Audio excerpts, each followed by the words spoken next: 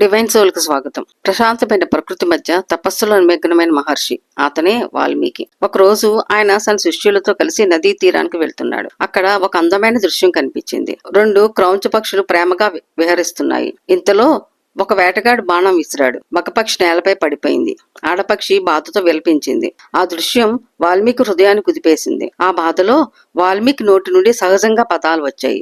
మా నిషాద అనే శ్లోకం. అది కేవలం మాటలు కాదు, అది భావంతో పుట్టిన కవిత. ప్రపంచంలో మొదటి శ్లోకం అదే. వాల్మీకి ఆశ్చర్యపోయాడు. నేను ఇలా ఎలా మాట్లాడాను అని ఆలోచించాడు. అది దేవుని సంకేతమని అతనికి తెలియలేదు. అప్పుడే ఆకాశం వెలుగుతో నిండిపోయింది. దివ్యగానం వినిపించింది. అక్కడ ప్రత్యక్షమయ్యాడు బ్రహ్మ. వాల్మీకి వెంటనే నమస్కరించాడు.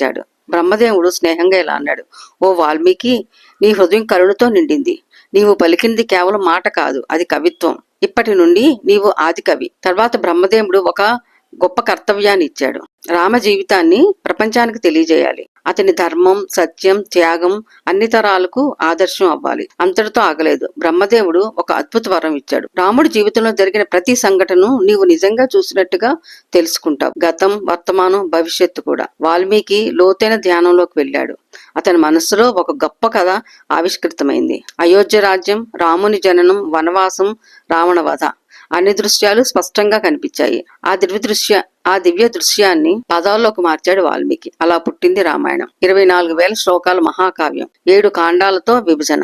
ఈ కథలో ప్రతి పాత్ర ఒక పాఠం. రామ ధర్మానికి ప్రతీక, సీత సహనం, పాతివ్రత్యం, హనుమాన్ భక్తి, విశ్వాసం. వాల్మీకి రచించిన రామాయణం కాలాన్ని దాటి, తరాలను దాటి ఇప్పటికీ మన జీవితాలను మార్గదర్శనం చేస్తుంది. ఇటువంటి మరిన్ని కథనాల కోసం డివైన్ సోల్ ఛానల్ ని సబ్స్క్రైబ్ చేయండి, షేర్ చేయండి, లైక్ చేయండి, కామెంట్ చేయండి. Thank you.